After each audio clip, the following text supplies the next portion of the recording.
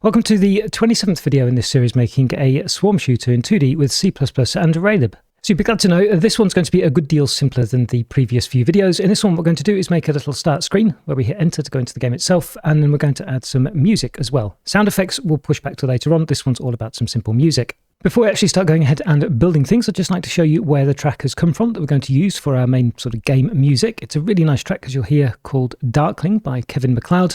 These tracks are all on this really great site in Compitech, and I'm going to put the link to this in the description to the video as well, so you can take a look. So we'll find the music track actually inside the assets and inside the audio here as the darkling.mp3. All of the others you see here are for sound effects. And as ever, what we're going to do is going to load these up using our resource manager. Now, the resource manager isn't set up to deal with music. We're about to do that. Before that, though, let's do something else that's easy to forget. We need to switch music on in the main.cpp. To do that, below the init window, we can invoke init audio device. We also need to remember to close it as well. So down the bottom at the end of the main, before we close the window, let's also close the audio device. And in fact, what we'll do is we'll do that before the resource unloading as well. So everything's shut down, whatever streams it's playing and things like that before we go and unload. So I'll save that. Let's drop then into our resource keys.hpp, and I'll scroll down a bit and take this one here, and we'll call this one music main, and the key can be music main. So with that done, let's open up our resource manager.hpp, and here what we can do is we can copy and paste the image getter, and we'll change this type here for music. We're going to be streaming, and to be able to do that, we can't have a constant, so we're going to remove that, change the definition here for music, and remove this. And let's quickly right-click on here and go and have a look at the music type, if it'll let me. There we are. So we've got our music structure that contains, a bit like the texture, it has a definition of the type here as an integer and then a pointer to the actual data. And then importantly for us, we've got actually here looping, which we can set to true or false to, surprise, surprise, make it loop. Then it also has some audio stream information, which is a structure, which is, it's up here, that contains a buffer, sample rate, and things like that inside there. The main thing we really need to concern ourselves with is this one and not much else, which is good news. So I'll close that down. Down the bottom here, let's make ourselves an node map for music. So I'll change this to music, and the type of this then is going to be music. And then we can also load music as well. Okay, all pretty standard stuff. Let's drop into the implementation. So inside the implementation then, let's make ourselves a load music. So I'll copy and paste that and then change the name to load music. Inside here then, I'll change this to mus, and the type is going to be music. So we load the path, and here we're going to say that if the frame count that we've got back from here is equal to 0, then we've failed to load music. Otherwise, we can in place our music, but that needs to obviously go onto our music. And then instead of load image, we want load music stream, which is built into Raylib. Good, so we'll save that then. Let's do the get music as well. So I'm going to copy and paste that down here. So the signature here is different. We need to remove the const from here, and the return type then is music. Then also here we will get music. So here then we're looking to find things with our music. If it's equal to the end, then we can say that the music is not found. Otherwise, we're going to return. So pretty short and sweet, but that's added everything we need to load music from our resource manager. Now we need to sort out actually loading it, because we're not doing that, are we? We need to do it inside this load block here. We'll do this after we've loaded the image here. The reason for this is we're about to change directory, because inside our assets, the audio is in the audio folder, not the images folder. I think up here we changed here, didn't we? So let's copy this line. Then after we've done the image loading, we'll change ourselves to go into assets, and then we want to go into audio. Then we can load music. And that will be our resource keys, music main. And make sure you get the spelling right. It's darkling.mp3, which is, as you'll hear, I think, a really nice track. Before we do the playing of it, though, we do need to clean things up. We have the unload somewhere in here, don't we? Yep, it's up the top here. We need to do the same thing for the music. Although what we could do, actually, is we could actually put the size information down here, couldn't we? So let's do this as well. So we'll do music. And I'll say music files. And now let's go up to the unloading. So we'll copy this one from here and paste this down here. So here we're going through the music. I'll call this mus, and we're going to unload, except not an image. We're going to unload music stream. And then finally, we can clear the music. Okay, so in terms of the application, absolutely nothing will have changed. What we can do very quickly is run it and just make sure there's no crash and that we do actually see that the music has been loaded in the terminal. So I'm going to run this and immediately close it down, have a quick look. Okay, and close down. And then scroll up a little bit here. There we can see loaded 1 music files. Excellent, good. So I'll close that down. So to play this, let's make ourselves a MusicPlayer class. So right click, new file, and that'll be musicplayer.hpp.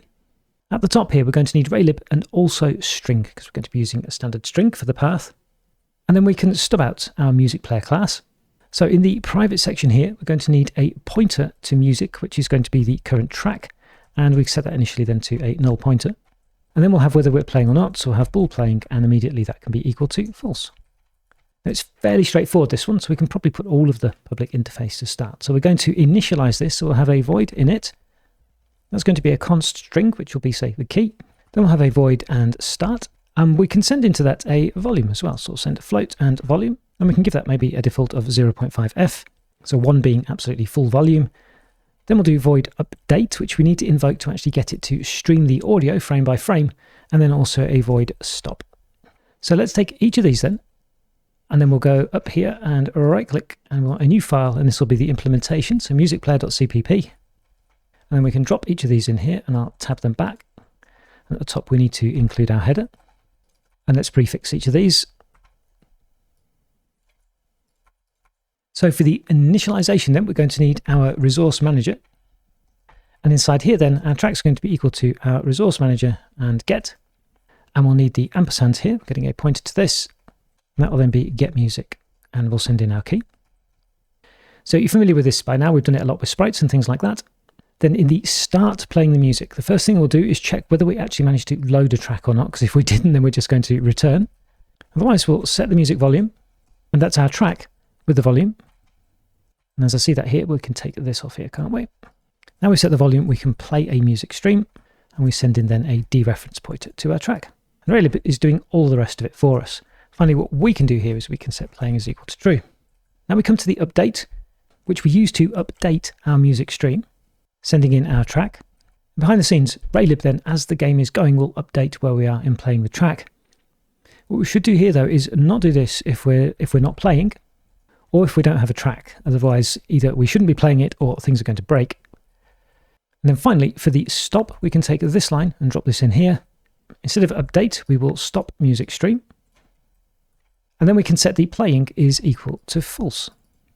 Now, I appreciate we've gone quite quickly through all of that, but really my guess is by now in the series, if you're still with me, then you've got quite used to these concepts. And also it's not very difficult. We're just starting by setting a volume and playing, then we're updating, which invokes this, which is what Raylib uses then to update the buffer that's playing the stream, and then we can stop the music here. And more or less, we're entirely using Raylib's API to deal with this for us. We've just got a little bit of a wrapper here. So let's add ourselves a music player to our game class. Where are we? Here it is, game.hpp. And at the top here then, we'll add in our music player. And then down in the private section, where should we add this one? We'll add it after the HUD, shall we? So we'll add ourselves a new music player. That can be called _music. Then we need to initialize it and start it. So let's go to the game.cpp. Down the bottom here, I was worried then I was going to see particle effects, but they've gone, thanks goodness. So what we'll do then is we'll get hold of the music dot, and we need to init that. And we can send it in then our resource key, which is going to be then our music main. And then we can also start our music immediately as well. And we'll say give it a volume of 0.4f. It won't play yet, we need to update it as well. So let's go to the outline here, because I need to find the update. There it is, right at the top of the update. Doesn't matter what the game state is, we're going to play our music. So we'll do music update. Okay, so we should be able to press F5 now, and when it builds and starts, we should hear, hopefully, some music. Hopefully you do. I'm looking curiously to my right-hand side and hoping I haven't got the slider too high and I'm not about to blow your eardrums out with the music in the game. We're about to find out. Okay, so I can hear it, and I can see that it's going to about -40 on the mixer for you, which should be hopefully all right, and you can still hear me. Anyway, hopefully you get the idea and you have some music playing. So I'll press Q to close that down, and close that down as well. So off to my right-hand side, you can't see it, but I've got a mixer here. I'm going to drop your level down a little bit. I hope that's okay. So you might from now on not hear the music too loud, but I'm sure you can hear it yourselves. So with that done, what I'd like to do is now add a start screen for the game. So rather than we start immediately seeing the level and the wave ready to go, instead we're going to have basically a black screen with sort of a couple of titles on it. And when I was originally preparing the game, that was kind of there as placeholder, but the more that I was using it, the nicer I found it. So it's going to stay relatively simple and basically be a menu game state. So I'll close down the outline here, go to the game.hpp, and at the top here, let's add in menu as a state. And then we can set the initial state, which we're setting somewhere down here, aren't we? We can set that here to menu. And I'll save. Why we had red lines there, I'm not sure. You probably noticed in the series by now, VS Code now and again, the IntelliSense gets, especially with C and C++, a little bit confused. And sometimes you end up with spurious red lines, but that seems to have gone away, so that's okay. Let's add ourselves a method in here to draw the start screen. So this draw get ready overlaid. I'm going to change that draw start screen. Then let's drop into the game.cpp. And here we have the get ready. I'll put this one above the get ready overlay here. So in this one, we're going to draw some centered text, and we'll be highly imaginative and put swarm as the title. Then in terms of the Y position, I'm going to grab this from here and paste this in here. So this will be the height divided by 2, and we'll leave the 60 subtraction. And then actually we can take this from here as well. It's basically going to be exactly the same. And then we'll do another one of these below. This is going to be press enter to start. And this one's going to be +12 and smaller. And we'll put this in grey. And I think that's actually it for our start screen. There isn't really anything else. What we need to do is draw this if we're in the menu state. So let's go to the outline and find the draw for the game. Where are you? Here you are. So after we've cleared the background here, if we're in the menu state, we don't want to basically do any of the stuff that we're doing here. That's all belonging to the game.